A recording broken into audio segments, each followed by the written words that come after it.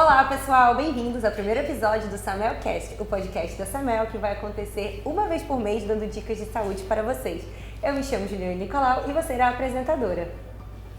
E hoje aqui comigo, no nosso primeiro episódio, que vamos estar falando sobre como cuidar da sua saúde em 2024, temos a doutora Camila, nossa psicóloga, especialista em análise de comportamento, e o doutor Ícaro, médico aqui da Samel. Bem-vindo, doutor, bem-vinda, doutora. Obrigada, tudo bom? Obrigado pelo convite também, a gente agradece de estar aqui com vocês. É um prazer e uma honra falar um pouquinho sobre saúde mental com vocês e discutir um pouquinho, deixar esse ambiente mais descontraído e falar de uma forma leve para que todos consigam entender a importância da gente cuidar da nossa saúde. Ai, que ótimo. Mas, doutora, conta um pouco aí de você, o que você faz, conta um pouco da sua história, assim, para situar os nossos telespectadores, para eles me conhecerem um pouquinho. Sou psicóloga, analista do comportamento, trabalho aqui na Samel na parte de coordenação técnica, cuidando aí dentro das terapias complementares. E você, doutor Ícaro, conte aqui um pouquinho também de você, da sua formação, o que você vai falar aqui pra gente hoje.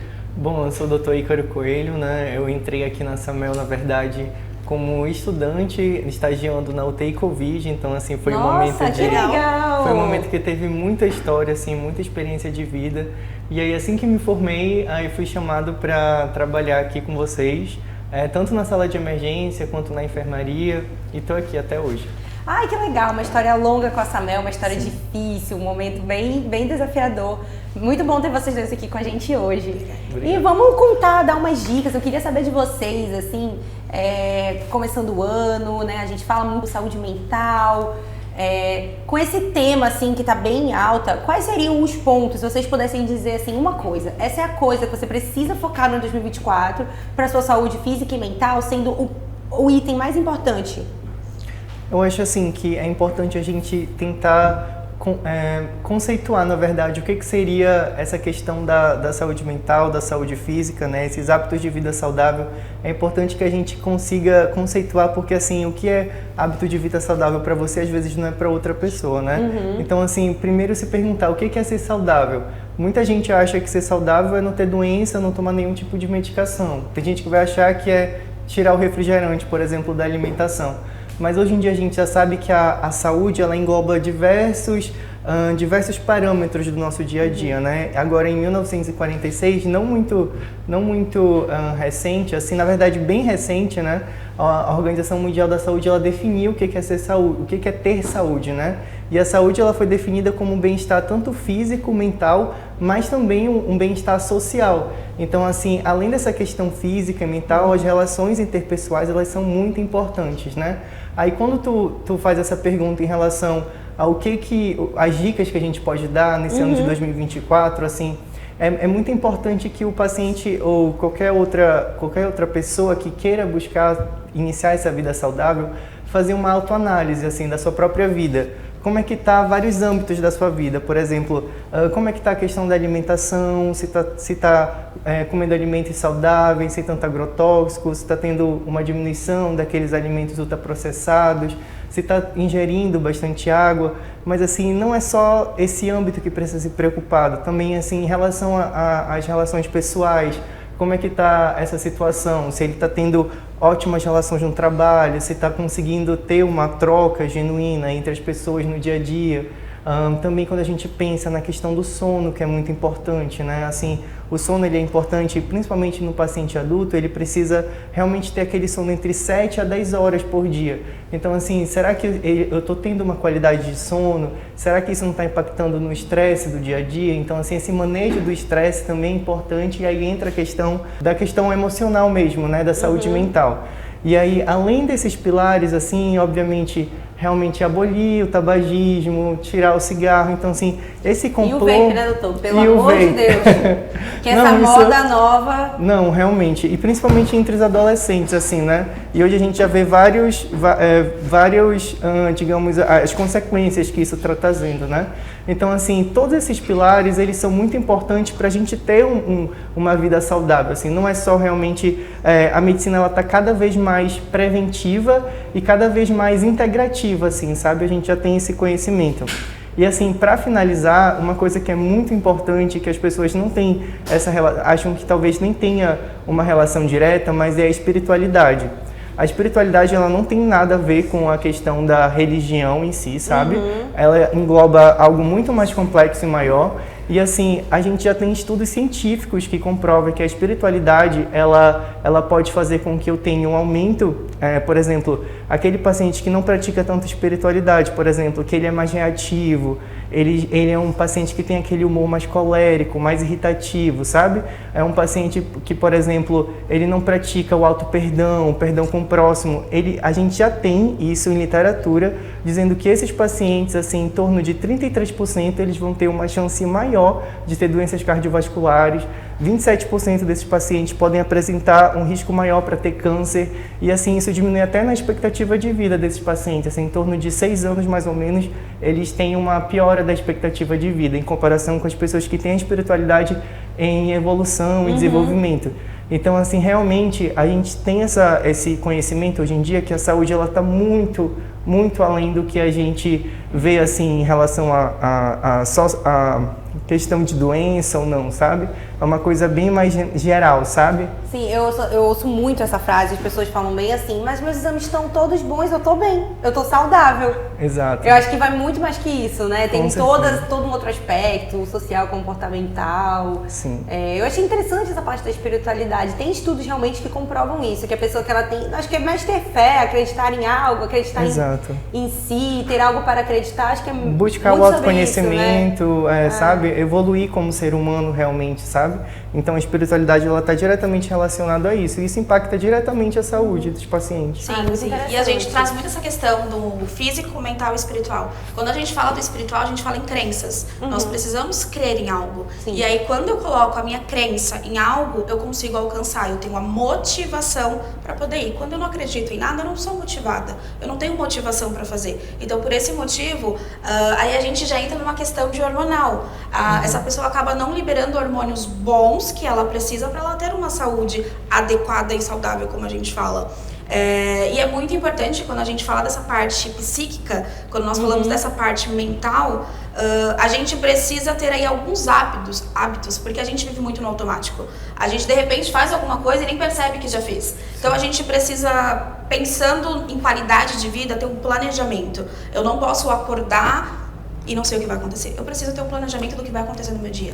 Então eu acordo, eu tomo meu café, eu faço uma atividade física, eu vou trabalhar, volto do meu trabalho, descanso, eu tenho um momento de prazer meu, algo que eu gosto. Isso é muito importante. Hoje nós estamos aí condicionados a não fazer coisas que nós gostamos, porque nós já estamos tão no automático, porque eu acordo, vou pro trabalho, volto para casa e durmo. E o que você fez de gostoso? O que você fez que você gosta? A gente se preocupa mais com o ofício e esquece o ócio, né? Exatamente, exatamente. E como a questão mental não é palpável, não é concreto, a gente às vezes deixa não tem de lado. Exame. Não tem um exame, tipo, do meu colesterol, eu não consigo ver no papel. Eu não consigo ver o que tá minha mente. Né? Exatamente. E aí, nisso, já entra muito numa questão de ansiedade, porque o nosso cérebro, ele começa a trabalhar o tempo todo, a gente vive no automático, eu não paro, porque eu tô sempre correndo, aí o que o meu cérebro começa a fazer? Ele começa a mandar resposta pro meu corpo. E aí é quando a gente fala da famosa ansiedade. O quanto nós estamos sofrendo hoje com ansiedade, quantas pessoas, adolescentes, até mesmo criança, hoje está sofrendo com ansiedade. Por quê? Os pais são reflexo dos filhos. E os filhos estão vivendo o que os pais estão fazendo, vivendo no automático. Aquela doença do século, né? As doenças modernas. Exato. Eu acho que uma palavra, assim, né, dentro de tudo que vocês falaram, acho que uma palavra que é importante é rotina. Não temos. Acho que é a palavra. Não temos.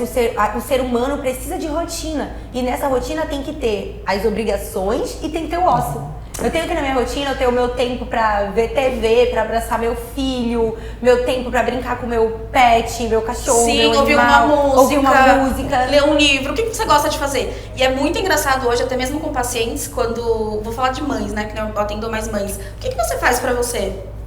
Nada. Hoje é muito comum a gente perguntar pros pacientes o que eles fazem. Pra eles nada, por quê? Eles estão sempre no automático. Eu tenho que dormir, e aí o cérebro... Vivendo pelo outro também, né? Exatamente. Da sua rotina, do seu... Né? A gente tem as nossas obrigações. Eu tenho que acordar, eu tenho que ir pro trabalho, mas eu tenho que me cuidar. Eu tenho que ir no psicólogo, talvez, eu tenho que ler um livro, eu tenho que me distrair com as coisas, né? Sim. Eu tenho que descansar também. Isso é muito importante. A gente precisa e devemos tirar o pé do acelerador. A gente tá o tempo todo correndo contra o tempo. E isso nos faz muito mal. Às vezes até o não fazer nada, né? Às vezes o não fazer nada também é importante. Exatamente. E o não fazer nada também, Nossa, eu me é o culpo. máximo. Mas eu me culpo Porque se eu não assim, faço nada. se a gente... Tem a Exatamente. ansiedade do ócio, né? Meu Deus, eu não tô fazendo nada. Eu não podia tô estar produzindo. produzindo. Eu tinha que estar produzindo. Imagina se agora eu estivesse fazendo isso, né? Exatamente. Isso E isso gera ansiedade. Gera. E aí, em contrapartida nessa ansiedade, a gente cai no quê? Naquela doença que estamos aí falando no século também, burnout. Burnout. E tá sendo muito comum. E principalmente assim nos pacientes que são trabalhadores da área de saúde, Sim, né? sim, comum. Assim, Se dedicam tanto ao outro, né? Esquece tanto deles. ao outro, esquece de Exato. si. E são as pessoas que, teoricamente, sabem mais do assunto. Sabem as consequências, né? Eu vejo muitos médicos. O médico sabe o que vai acontecer com o corpo dele se ele fumar, mas ele fuma. O médico sabe o que vai acontecer com o corpo dele se ele consumir álcool em excesso, mas ele consome. Mas ele bebe.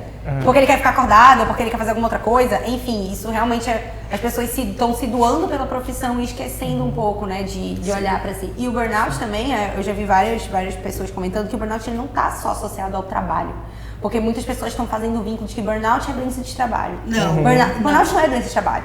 Burnout é quando você tá cansado, você pode estar cansado de uma série de coisas, cansado da sua rotina, cansado até da sua família, do peso Da em demanda casa, que da você demanda tem que da casa. carregar. Então, assim, o burnout ele tem uma série, né? Eu queria um Sim. pouquinho me contar. Assim, o burnout é uma série de coisas. Ele não é só o trabalho, o ato de trabalhar.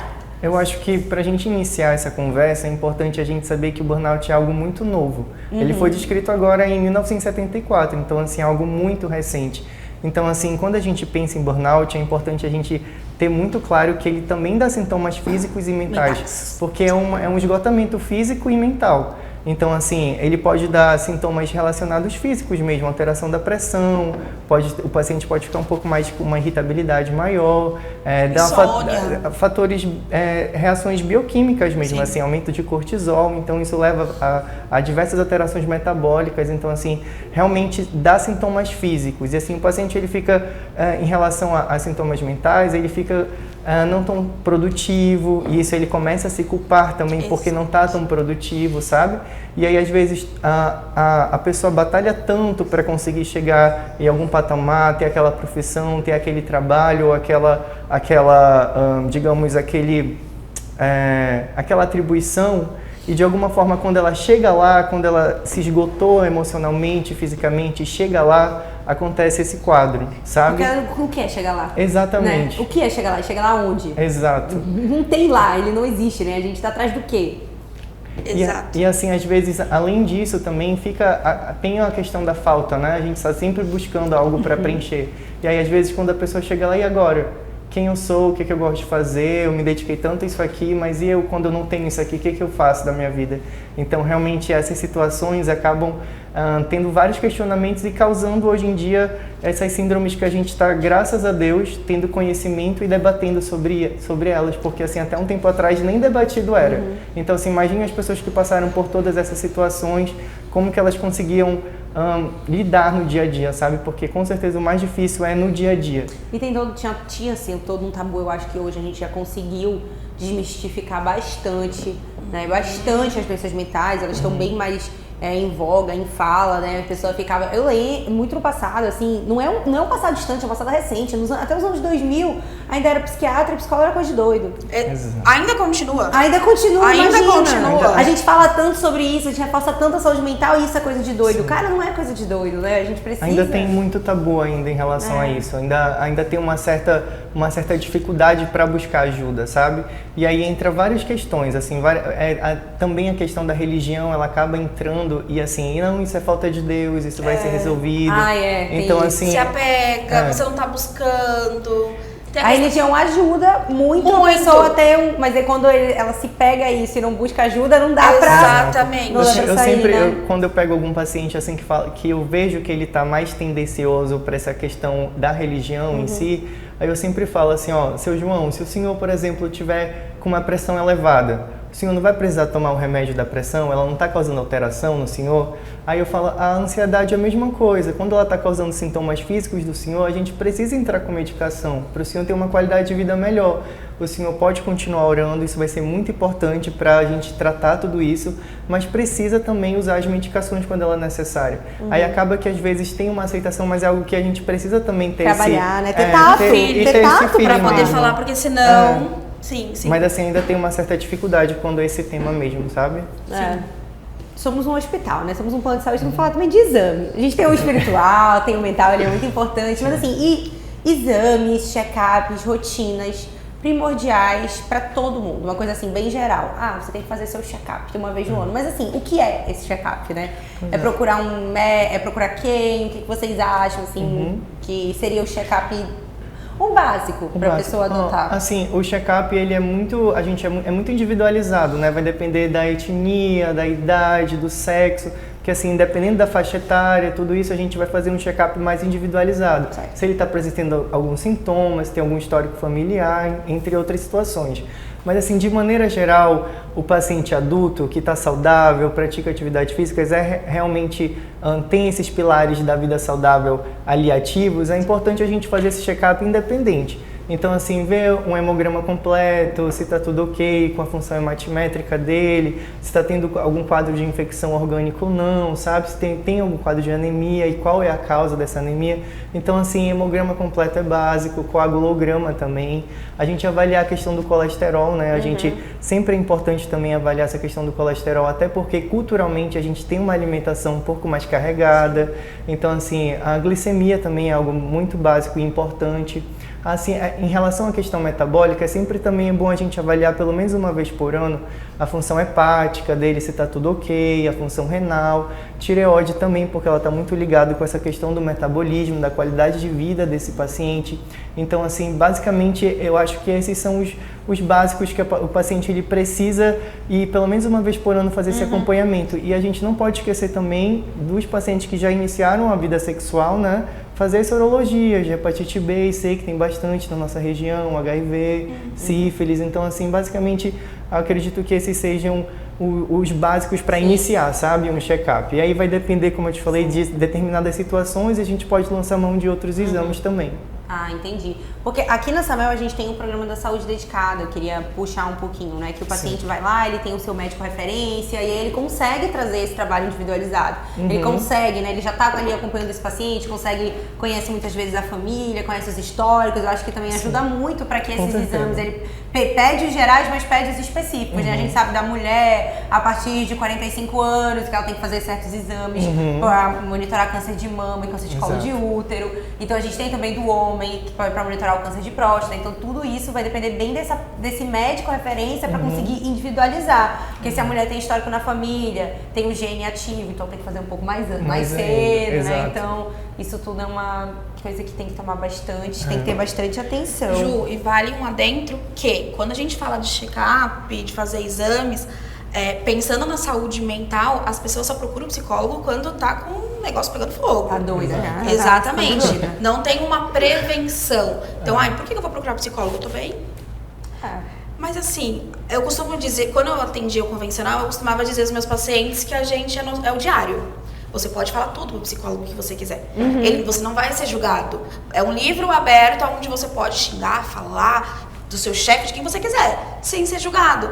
E quando eu carrego tantas emoções, eu carrego tantas coisas e eu não falo, não sei se vocês conhecem a questão da psicossomática. Eu posso psicossomatizar esses sintomas e isso pode vir a questão do ser físico. Exatamente. Então, o quanto é importante eu buscar uma ajuda psicológica, mesmo eu não tendo nada. Só para conversar. E se autoconhecer também, exatamente, né? É uma coisa tão difícil.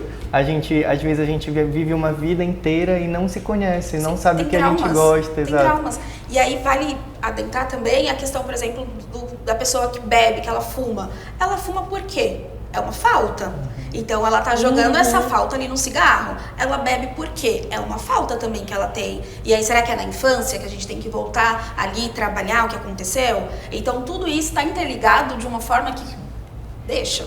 Não vou olhar. Se não tá me fazendo mal, a gente deixa passar. Acho que esse é o maior erro que nós temos. Se não tá me afetando, passa. Mas tá afetando, só que silenciosamente. Né? Exatamente, Tu falou, e você não percebe. Eu tô buscando, tá fazendo falta. Né? Assim, a pessoa espera extrapolar, chegar no limite pra poder buscar uma ajuda. E aí a gente começa a ter, como ele falou, doenças físicas. A gente tem os vícios, por exemplo. Os vícios são doenças físicas, acarretam problemas físicos, médicos, seríssimos. E veio de emocional. E vem de um emocional.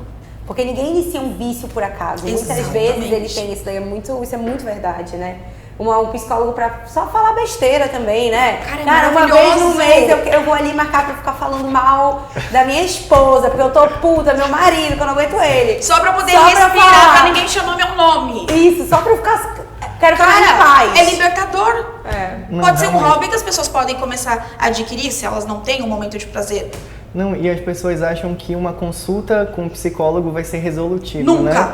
jamais. Assim, tem dias que eu vou pra minha terapia, às vezes eu não sei nem o que falar e a gente conversa coisas aleatórias assim. Que depois faz sentido. Faz sentido, exato. E a gente Sim. sempre tem algum insight, assim, nem sempre é importante que as pessoas também tenham esse conhecimento, que nem sempre vai ser algo revolucionário. Não. É uma mudança dia após dia. É que nem eu sempre comparo com a fisioterapia, sempre tem que ter persistência e humildade, porque é aos poucos, né? Até porque a alta da... Assim, eu não vejo a alta da terapia, isso não existe. Tem o tipo, reduz a tua ida, tu começa a descobrir, ter teus mecanismos pro teu dia a dia, fazer isso, daquilo, substituir isso, por isso mais alta da terapia não existe. Tem que ir pelo menos um pouco pra ficar, botar as coisas, cartas na mesa. Pra falar. Fala é tão Sempre bom. vai ter uma questão, Eu né? adoro.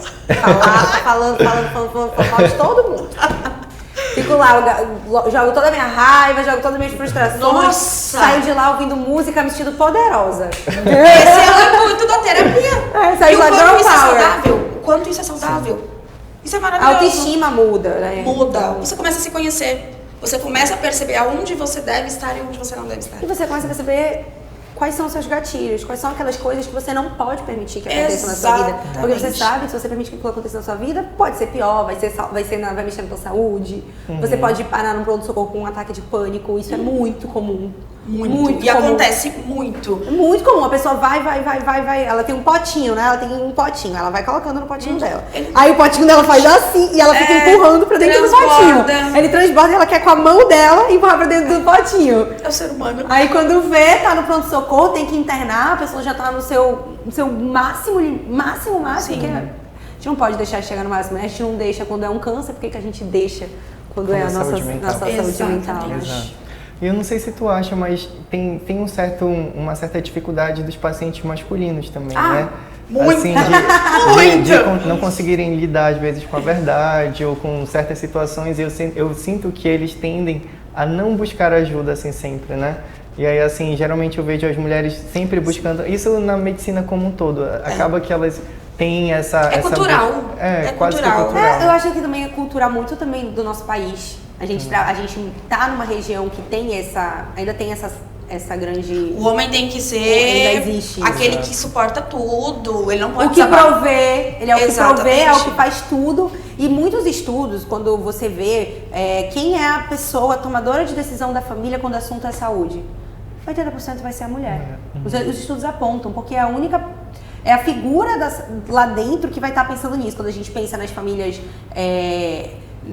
que a gente vê, sempre quando você vê a mulher que tá falando, o marido ele tá ali só do lado. Aí ela que fala, não, porque ele é assim, aí ele não toma não sei o quê, aí fica naquela e o marido lá muito quietinho. feliz da vida, ele tá morto de feliz que ele tá lá, aí ela tá, não, porque isso que ele, tá. Muitas vezes, assim, isso é muito comum. Muito, é muito comum. Eu acho que o que resume bem isso é a vulnerabilidade, né? Assim, a vulnerabilidade, ela não é algo fraco. Eu acho a vulnerabilidade, inclusive, bem forte, né? Sim. E aí, assim, geralmente as mulheres que tendem a ser mais vulneráveis e admitir a vulnerabilidade acabam sendo as mais fortes mesmo do centro. Sim. E outra, eu vejo muito que existe menos peso da mulher assumir vulnerabilidade do que do homem. Sim. Aí que o homem não chora, Não. homem não faz isso, e homem não faz aquilo, e o homem tem que ser forte, e o homem tem que não sei o quê. E começa, né? Todos aqueles estigmas pesados, eles são pesados pra qualquer ser humano. Assim como a mulher tem os seus estigmas de que tem que ser mãe, tem que ser profissional, tem que cuidar do filho, tem que cuidar bem, e tem que trabalhar bem. E ela tem que fazer tudo muito bem. E tem que cuidar muito bem do marido dela também, que é trabalho dela. Ela vai passar e chegar em casa e cuidar do filho sem reclamar. Sem reclamar. Enquanto o marido ele tem que prover, sem reclamar. Exato. Então, assim, são muitas pressões sociais que estão ali na cabeça e a pessoa esquece que a gente comentou mais cedo do ócio, esquece de si, esquece de fazer alguma coisa porque ela fica, nossa, vamos lá, o homem, o marido que provê na casa, nossa, se eu parar aqui pra curtir esse jantar com a minha família, eu não vou estar trabalhando, eu não vou estar botando dinheiro em casa. Exatamente. E entra naquilo. Aí a mulher, quando ela tá no trabalho e acontece alguma coisa com o filho, ela fica naquela pressão, se eu sair agora pra ir lá pro dia se eu me preparar pra estar lá com meu filho, acontecer alguma coisa com meu filho, eu começo a me culpar porque eu não tô dando o máximo de mim dentro do trabalho, que é o que eu deveria estar fazendo, e fica naquela, né? O ser humano, ele não consegue encontrar um ponto de equilíbrio. O ser humano sempre quer mais, conquistar mais, ter mais, e aí ele fica nessa, né? E aí a gente fala da questão do condicionamento, porque nós somos condicionados a isso. A gente não consegue mudar. Quando a gente tenta quebrar as barreiras, aí vem a ansiedade. Porque eu não tô sendo boa profissional, eu não tô sendo boa mãe, eu preciso mudar, não tá dando certo. E aí entra essa questão. Eu costumo dizer que a ansiedade é a porta para tudo. Quando a gente tem ansiedade, a gente começa a desencadear outros sintomas. Então vem transtorno do pânico, vem depressão e assim por diante. Então, o quanto é importante a gente parar. Sim. Respira. O que você pode fazer hoje? É sobre isso. Vamos falar agora de vida fitness e alimentação, que é o lema, né? Todo mundo quer ser fitness, todo mundo quer estar bonitão pro verão, todo mundo quer estar muito bonitão, mas a gente acaba vendo alguns excessos, né? Eu acho que eu queria ouvir de vocês, assim, o que é vida fitness e o que é alimentação saudável e o que é o outro lado, quando a gente pensa em excesso de exercício físico, levando a uma lesão, quando a gente pensa em doenças de distúrbios alimentares, enfim, coisas muito comuns também na nossa sociedade hoje em dia, ainda mais essa pressão estética, né, que eu acho que impacta muito o psicológico. Eu queria ouvir um pouquinho vocês sobre esse assunto. Bom, eu acho que assim, pra gente começar a falar desse assunto em específico, é importante a gente ter em mente assim, que a atividade física realmente ela vai trazer benefícios, como eu falei para vocês, para nossa saúde, né? Mas assim, quando que ela tá exagerando? Quando que a gente começa a pitar aquele sinalzinho, né? Assim, isso vem muito depois do início das redes sociais, esse estado de comparativo, porque a palavra-chave que eu acho que engloba isso é auto-performance, né? A gente está sempre querendo performar. Então, assim, ser o mais bonito, ser o mais inteligente, ter a melhor vida, o melhor cachorro, a melhor roupa. Então, assim... O melhor filho, o melhor família, exatamente, o melhor volta, tudo naquilo de antes. É uma competição o tempo todo. E esse comparativo, porque acaba que as redes sociais a gente se compara com o melhor, talvez nem o melhor, mas o que aquela pessoa expõe. Ser melhor. Parece ser melhor. No que ela finge que ela é melhor, né? Que ainda tem isso. Então a gente sempre acaba comparando todas as nossas nuances com o melhor do que aquela pessoa está mostrando. Então a gente vai se martirizando de certa forma, né? Então assim, mas em relação a essa pergunta da questão, quando que está excedendo nessa preocupação e tudo mais, é interessante que essa autoanálise nem sempre ela é fácil de se fazer, nem sempre a gente vai, não, eu estou sendo saudável aqui, tá ótimo, eu estou fazendo minha atividade física, mas quando aquilo começa a gerar um desprazer, gerar um excesso realmente, sabe? Começa a ter um desequilíbrio de perfeição, essa busca da perfeição que não existe, a gente nunca vai atingir, ela é feita justamente para a gente não atingir essa perfeição, isso vai começar a trazer mais malefício do que benefício, sabe? Então, assim, aquela alimentação altamente restrita, com aquele, se não for daquele tipo de alimentação, a pessoa começa já a gerar uma problemática, né? e tudo mais. O chocolate de vez em quando não mata ninguém. Deus do livre. Ontem a gente tava no trabalho, não sei o quê, aí a pessoa do meu lado falou assim, eu tava com amendoim. Quer amendoim? Não, eu não posso, porque eu tô dieta. Gente, um amendoim, calma também. Respira. Eu não sei quantas calorias tem nesse amendoim. Eu falei, amiga, não pelo amor dá de pra eu Deus. ficar contando quantas calorias as coisas são. Pelo amor de Deus, a gente tem que saber ter equilíbrio. Quantas calorias tem num amendoim? Não dá. E aí, quando a gente chega nesse nível, a gente já começa a perceber que isso não tá saudável. Não. Porque esse é o equilíbrio, né? Exatamente. Eu acho que essa é a palavra-chave, você equilíbrio. comer sem culpa. Exatamente. E assim, é óbvio que vai ter situações que a gente vai, vou estar focado mais, preciso chegar no objetivo, preciso reduzir meu colesterol, por exemplo. Vou estar mais focado nisso. Mas assim, tem situações em que tu já tá fazendo o teu máximo ali, então assim, não precisa ceder, sabe? Sim. Procura conhecer os seus limites, assim, E o seu sabe? corpo não aguenta também, né? Não aguenta. Doadas A gente não é por uma máquina, dietas né? extremamente restritivas não vão estar nos suprindo de nutrientes, dos nutrientes necessários, das fibras necessárias. E nessa ânsia de emagrecer pro verão, Exato. a gente começa, né? E até isso, eu acho que isso é muito, muito da mulher, quando a gente fala do homem, a gente fala muito do uso de anabolizantes. Exato. Que assim, é outra coisa também que a gente Que vê, é aquela, né? aquela busca pela rapidez, né? Eu quero melhorar, eu quero conseguir chegar no meu melhor, ter uma alta performance, mas eu quero rápido. Então, qual é a maneira que eu tenho para chegar ali mais rápido, E né? acho que nem eu falei homem, mas nem é isso. A gente Tem mulheres também geral. que acho que tem uso de anabolizante, É. ele tá muito comum porque é mais rápido. Eu Exatamente. consigo, tomando alguma coisa, ficar mais magra por Exato. a qualidade de pele, tem aquelas conversas todas, né? Uhum. Mas isso aí é muito danoso sem acompanhamento. Não, e a gente vê as consequências no dia a dia do consultório mesmo, assim, sabe? Afetando tendo um desequilíbrio hormonal complexo, assim, sabe? Que isso vai gerar dificuldade, às vezes, até para uma mulher engravidar mais tarde. verdade. Então, assim, Pro homem também, né? Pro homem também. Pro homem também. Pro Ele, às homem vezes também. pode até se tornar infeste, Infeste. ter um excesso de Então, assim, anabolizante, né? tem situações que trazem consequências, assim, bem graves, assim, sabe? E às vezes as pessoas nem imaginam que vai ter uma consequência mais grave, que ali tá tendo Tá no só dia a dia, pensando no curto prazo, no né? curto prazo, Não às vê. vezes não está apresentando tanto efeito colateral, sabe? Ou no máximo ali uma acne, uma queda de cabelo, algo relacionado a isso, mas que não imagina o que pode ser pior ainda, esse efeito a longo prazo, sabe? Sim. Então realmente isso é algo importante da gente também conseguir conscientizar as pessoas. É verdade. Isso tá, eu não sei, acho que tá cada vez mais comum, né? Mas qual é, assim, o nível de exercício, agora pensando nas pessoas que não exageram, o nível de exercício, assim, que a gente precisa ter para ter uma vida, para melhorar a nossa saúde cardiovascular, para a gente pensar em manter o nosso colesterol bom, porque tem um nível, assim, de exercício Exato. mínimo também que a gente tem que estar fazendo, a gente também não pode entrar no Deixa Deus sedentarismo. dará. Não pode comer brigadeiro também sempre, eu tô falando de vez em quando, né? A gente também tem que ter um equilíbrio. Realmente. Então, isso também acaba sendo muito individualizado, assim, sabe? Dependendo da idade do paciente e tudo mais, as condições que ele vive. Mas, assim, uma caminhada eu acho que é sempre o pontapé inicial, sabe? Sempre faz bem para tanto físico quanto mental, sabe? Uma caminhada conversando com o outro e dialogando. Já cumpre requisitos, né? O requisito da saúde mental, e da então, saúde assim, física. quando eu tento iniciar uma orientação a respeito disso, eu sempre falo que a caminhada é algo que vai mudando e assim, ela sempre vai buscando evolução. Tá caminhando 30 minutos 3 vezes na semana, agora eu vou caminhar 30 minutos, está tão bom, eu tô trazendo tanto consequências boas para minha vida, tanto psicologicamente quanto física, estou melhorando ali o colesterol, então eu vou adicionar mais 30 minutos 5 vezes por semana, e aí depois isso vai evoluindo, aí depois evolui para uma corrida, dependendo da situação. Então é algo que tem que ser de uma maneira gradual, realmente, assim, a gente nunca pode exagerar, iniciar de uma maneira exagerada, Porque não sabe? continua, né? Não continua. E tem isso, né? Nada que a gente comece de uma maneira extrema, a gente vai conseguir aguentar a longo prazo. Isso em tudo. Em qualquer lugar. Em qualquer lugar.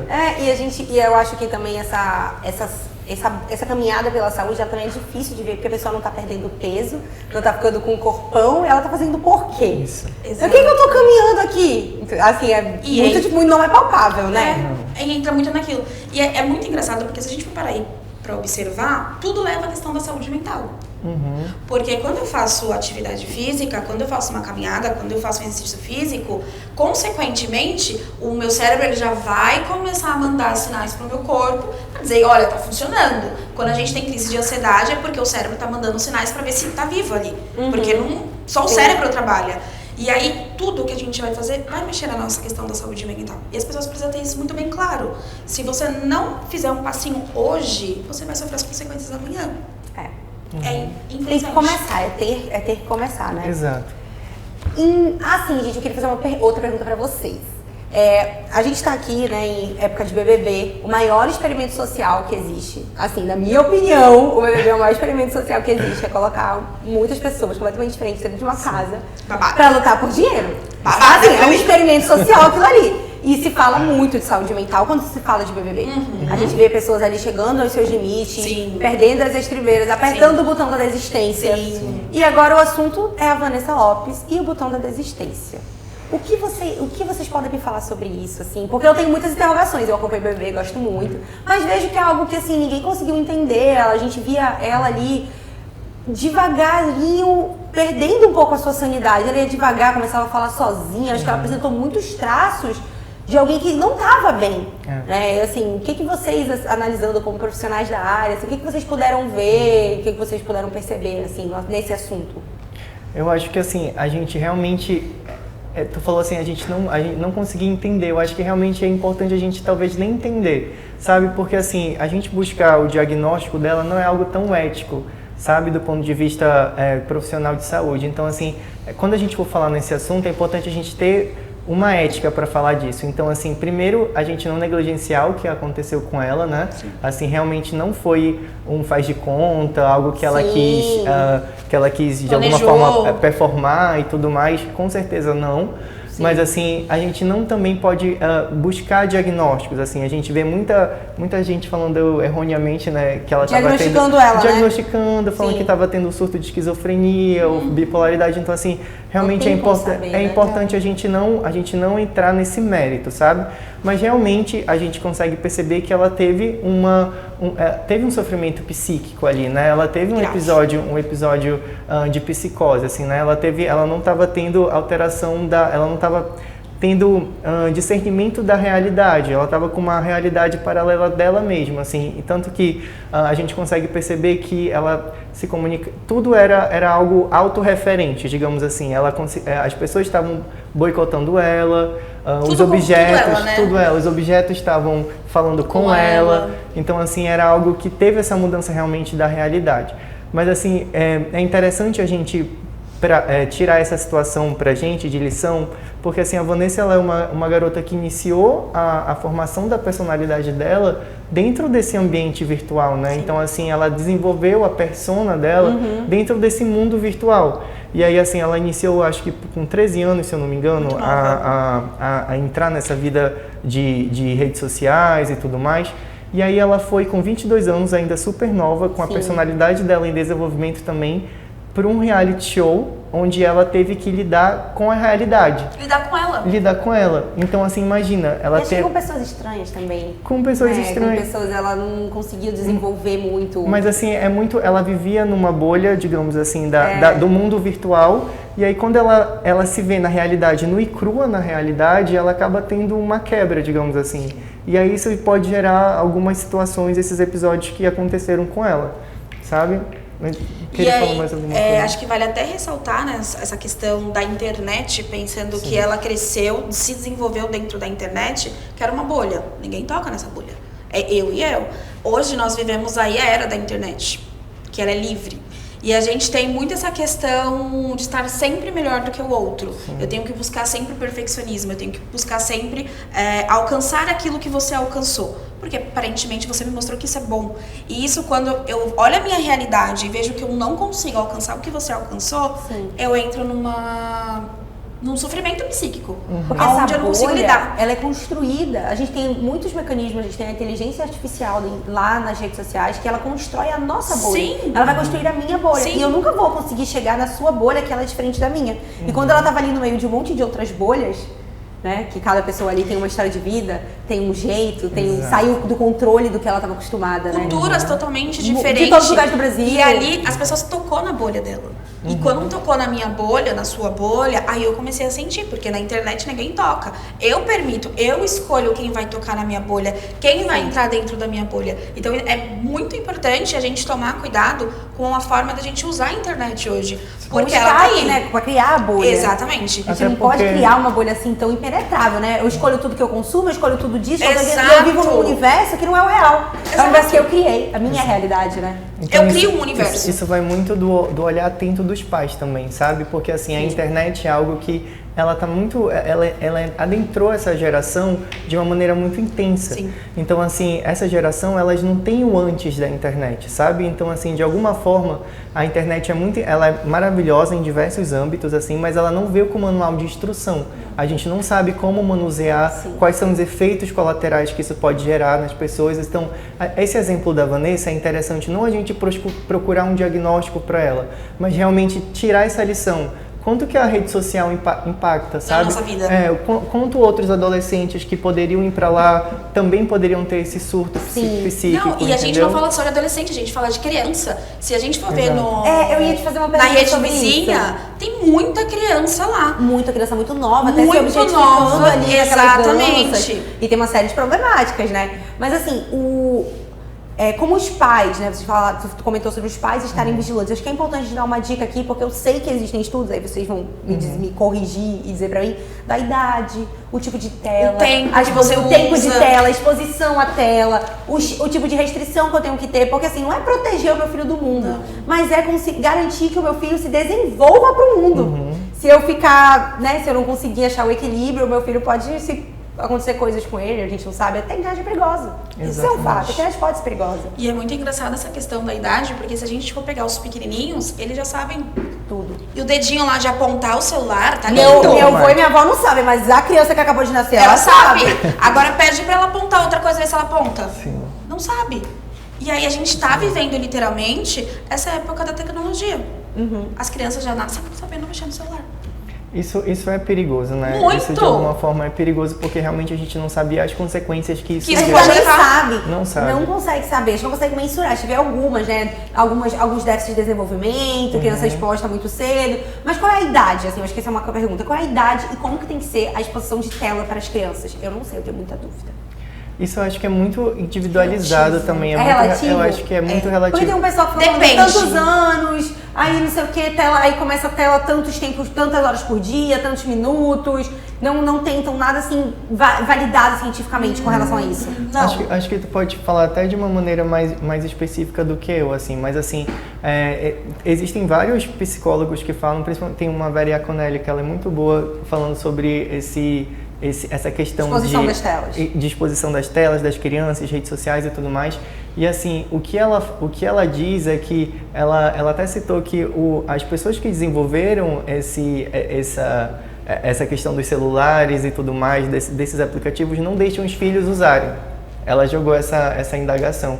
Então, assim, é algo que não tem um certo e errado, não tem exatamente aos 6 anos e... Tem que, não entendeu? existe. Vai depender, né? Vai Acho que o depender acompanhamento muito. é importante. É importante, E aí a entra- atenção, sabe, o dia a dia, a conversa, o tempo realmente de o que tá acessando aquilo, até onde tá indo, porque a internet não tem um parâmetro, sabe? Eu posso ir aonde Aonde eu for. quiser, eu posso parar, meu Deus. Exatamente. No mercado negro. Exatamente. E aí, quando a gente fala de internet em criança, se a gente parar e pensar, o celular ele é muito legal. Ele vai me dar o que eu quero, coisas divertidas, enfim. E um brinquedo, ele é difícil, porque eu tenho que manusear ele, eu tenho que criar coisas com ele. A criança não lida com frustração. Exatamente, né? porque o celular é rápido. Exato. No brinquedo, não. Então, não vou dizer que existe uma idade certa para usar o celular, mas criança precisa ser criança. A criança, ela precisa brincar e não navegar na internet. Porque como que ela vai criar a personalidade dela se ela não sabe nem esperar? Hoje a gente tem Nossa, tantas crianças sim. com problemas comportamentais porque ela não sabe esperar. Ela não sabe esperar na fila, ela não sabe esperar a mãe preparar a comida dela, ela não sabe. Por quê? Aí é rápido, entra tudo tá muito. fácil. Exato, entra muito naquela coisa. Vou levar pra terapia só pra brincar? Mas é no brincar que a gente aprende. Hoje a gente cuida de criança, porque quando eu era pequena eu cuidava da minha boneca. Então eu sabia como cuidar. Então a gente vai desenvolvendo repertórios pra gente poder chegar na fase adulta. E tinha uma convivência com outras crianças, brincando, assim, Exatamente. Cada vez fisicamente, diminui, né? Exatamente. Não tem socialização. E assim- Hoje a gente tem aí mutismo seletivo. A pessoa, a criança, o adolescente, ele não socializa. Mas voltando assim para essa questão da Vanessa, assim, o que a gente pode concluir dessa situação toda, né, é realmente a gente só torcer para ela, que ela esteja Com sendo bem certeza. cuidada, Sem dúvida. que ela Seja realmente acolhida. seja acolhida, consiga fazer seu tratamento da maneira correta e tudo mais, e que consiga viver mais em realidade, assim, realmente saber o que ela gosta, o que faz Sim, bem se para ela. conhecer, né? Se conhecer, Eu acho que foi exatamente. uma palavra muito tema do nosso Sim. podcast hoje, né? Então, pra gente encerrar, eu queria deixar vocês à vontade para darem uma mensagem final, acho que meio que resumindo um pouco de tudo que a gente falou. Qual seria a mensagem para os nossos ouvintes, para os nossos telespectadores? O que eles têm que fazer para cuidar da saúde deles em 2024? Qual seria a mensagem final que vocês deixariam? Com tanta informação que a gente acabou gerando aqui, né? Eu acho assim que a mensagem final é realmente se conhecer, sabe? A questão do autoconhecimento, que é algo que a gente falou bastante aqui, mas que é tão difícil, sabe? É algo que é complexo, é no dia a dia. Essa vontade de buscar evoluir mesmo como ser humano, como pessoa. Então, assim, essa busca de evolução vai refletir tanto na questão alimentar quanto na questão mental dessas pessoas. Então, assim, essa busca de evoluir, não exageradamente, sabendo que vai errar, sabendo que vai ser difícil, não comparando a sua evolução com o outro, sabe? A sua autoevolução mesmo no dia a dia, se comparando, sendo melhor que você a cada dia. Eu acho que esse acaba sendo o objetivo para a pessoa ter uma vida mais equilibrada e saudável, sabe? Não se, de alguma forma, se menosprezar ou de alguma forma se auto-boicotar, digamos assim, sabe? Certo. Acho que essa seria a principal mensagem. Ah, legal. E aí você, doutora Camila? Bom, acho que eu tenho duas mensagens. A primeira coisa, a gente ouve muito aquela questão, não tem margem para erros. A gente tem que ter margens para erros, a gente precisa errar. Sem erro não existe aprendizagem. Então não se cobre quando você errar. Você precisa errar para você aprender. A segunda, antes de querer cuidar, de querer se entregar no seu trabalho, se cuide. Como é que eu vou cuidar do outro se eu não cuido de mim mesmo? Como é que eu quero que o outro fique bem se eu não estou bem comigo mesmo? Então, é primordial. Acho que junta um pouquinho que o Ícaro falou da questão do autoconhecimento e a gente faz um link com isso. Não se cobre e se permita viver.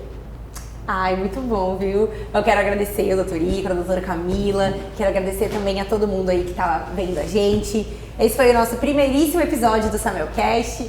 Em breve, no mês que vem, estaremos aqui de volta com novas ideias, novos temas. E aí vocês podem deixar nos comentários se tem algum tema específico que vocês querem ouvir, alguma dúvida que vocês querem que a gente tire. E vamos aí, esse é o primeiro SamuelCast.